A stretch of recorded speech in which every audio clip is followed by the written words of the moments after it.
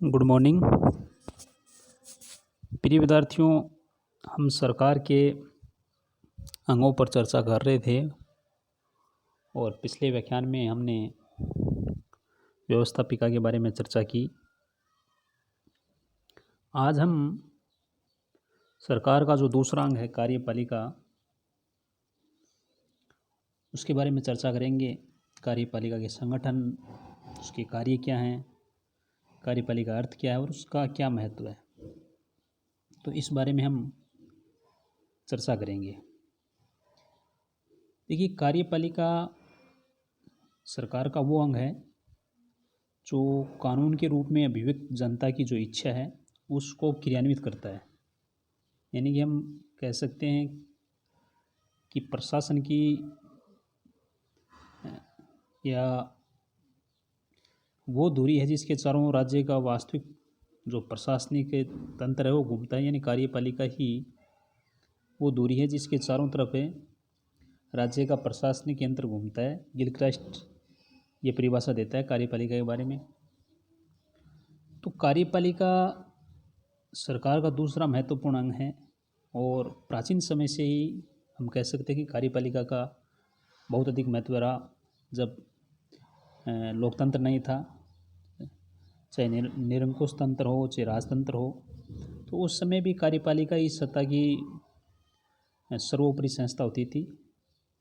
और वर्तमान समय में भी जब लोकतांत्रिक शासन व्यवस्था लगभग सभी देशों में आ गई है, तो इस समय भी कार्यपालिका का जो महत्व है वो बहुत अधिक है। व्यवहार में राज्य के जितने भी जो समस्त विभाग हैं उन सभी विभागों का उत्तरदायित्व कार्यपालिका पर ही है, क्योंकि व्यवस्थापिका द्वारा जो कानून पारित किए जाते हैं या वार्षिक जो बजट पारित किया जाता है, तो इन सभी का अंतिम रूप से उत्तरदायित्व कार्यपालिका का ही है। यानी कार्यपालिका ही वो अंग है जो इन सभी को इम्प्लीमेंट करता है। तो हम कह सकते हैं कि कार्यपालिका सरकार का वह अंग है जिसका कार्य व्यवस्थापिका द्वारा निर्मित जो कानून है उनको कार्य रूप में प्रणीत करना और उनके आधार पर प्रशासन का संचालन करना। कार्यपालिका में देश के राष्ट्रपति से लेकर जो सर्वोच्च पद है और निचले स्तर तक प्रत्येक कर्मचारी चपरासी तक हम कह सकते हैं, ये सभी कार्यपालिका के अंग हैं जो व्यवस्थापिका द्वारा पारित किए गए कानूनों को इम्प्लीमेंट करने में महत्वपूर्ण भूमिका निभाते हैं। कार्यपालिका को हम दो भागों में बांट सकते हैं, एक राजनीतिक कार्यपालिका और एक स्थायी कार्यपालिका। राजनीतिक कार्यपालिका में जो हमारे राजनेता होते हैं जो चुनाव के माध्यम से जीत कर आते हैं, तो राजनीतिक कार्यपालिका अस्थायी होती है। और स्थायी कार्यपालिका में जो हमारे लोक सेवक हैं जो एक निश्चित अवधि तक से राजनीतिक कार्यपालिका बदलती रहे उनकी सेवाएं जारी रहती हैं। आधुनिक कार्यपालिका पर अनेक विचारकों ने भिन्न भिन्न दृष्टिकोण से विचार किया है और हम भी कार्यपालिका के जो प्रकार हैं उस पर चर्चा करेंगे। कार्यपालिका के जो पहला प्रकार हम कह सकते हैं कि नाम मात्र की व वास्तविक कार्यपालिका। तो नाम मात्र की कार्यपालिका वह कार्यपालिका होती है जिसे संविधान के द्वारा सारी शक्तियां प्रदान की जाती हैं, लेकिन व्यवहार में उन सभी शक्तियों का प्रयोग वह अपने विवेक से नहीं करता है। हालांकि प्रशासन का संपूर्ण कार्य उसी के नाम से होता है, किंतु व्यवहार में इन कार्यों को वास्तविक कार्यपालिका द्वारा किया जाता है। तो नाम मात्र की जो कार्यपालिका का जो प्रधान है वो राज्य का प्रमुख होता है, शासन का नहीं। चाहे इंग्लैंड का सम्राट हो या भारत का जो राष्ट्रपति हो, वो नाम मात्र की कार्यपालिकाएं सारे कार्य भारत में हम देखते हैं राष्ट्रपति के नाम से किए जाते हैं, लेकिन व्यवहारिक रूप से वास्तविक जो शक्तियां हैं वो मंत्रिपरिषद में निहित होती हैं और मंत्रिपरिषद के द्वारा ही उन सभी शक्तियों का प्रयोग किया जाता है। नाममात्र की और वास्तविक जो कार्यपालिका है वो संसदीय शासन व्यवस्थाओं में पाई जाती है। अध्यक्षात्मक शासन वाले व्यवस्था वाले देशों में ये नाममात्र की और वास्तविक कार्यपालिका नहीं पाई जाती है, और वहाँ का जो राष्ट्रपति है वो ही नाममात्र का और वास्तविक प्रधान होता है। संगठन की दृष्टि से भी हम कार्यपालिका को दो भागों में बांट सकते हैं, एक एकल कार्यपालिका और दूसरा बहुल कार्यपालिका।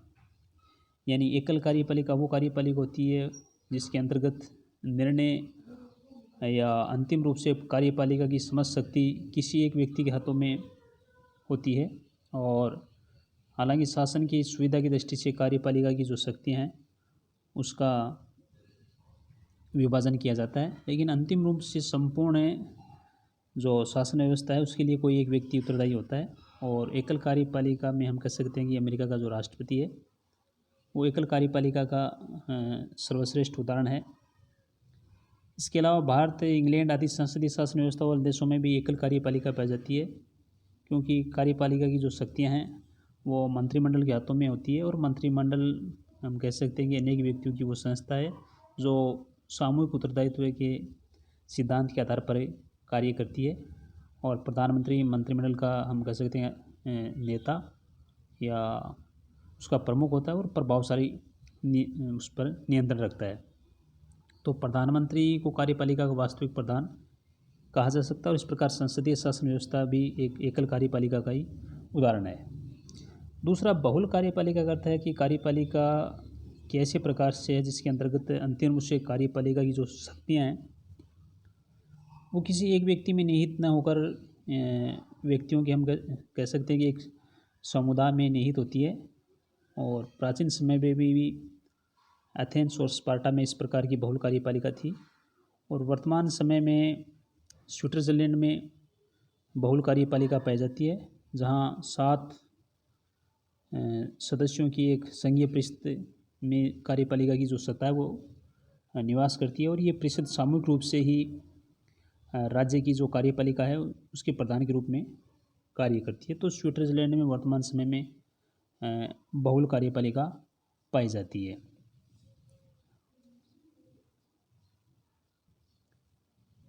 अगला जो प्रकार है वो है संसदीय और अध्यक्षात्मक जो कार्यपालिका हैं, यानी कार्यपालिका के व्यवस्थापिका के साथ किस प्रकार के संबंध है, इस आधार पर भी हम कार्यपालिकाओं को दो भागों में बांट सकते हैं, एक संसदीय कार्यपालिका और दूसरी अध्यक्षात्मक कार्यपालिका। यानी संसदीय कार्यपालिका में कार्यपालिका का व्यवस्थापिका के साथ महत्वपूर्ण संबंध रहते हैं, क्योंकि कार्यपालिका का निर्माण व्यवस्थापिका में से होता है, और व्यवस्थापिका में से मंत्रिमंडल के जो कार्यपालिका के सदस्य हैं वो लिए जाते हैं। तो इसे मंत्रिमंडलीय कार्यपालिका भी कह सकते हैं, क्योंकि मंत्रिमंडल के जो सभी सदस्य हैं वो व्यवस्थापिका के सदस्य होते हैं, और ये व्यवस्थापिका के लोकप्रिय सदन के प्रति उत्तरदायी होते हैं, और ये लोकप्रिय सदन की इच्छा के अनुसार ही अपने पद पर बने रह सकते हैं। यानी व्यवस्थापिका का जो लोकप्रिय सदन है वो इनके अविश्वास प्रस्ताव लाकर जो वास्तविक कार्यपालिका है उसको उसके पद से हटा सकता है। तो संसदीय शासन व्यवस्था में कार्यपालिका और व्यवस्थापिका में घनिष्ठ संबंध रहता है।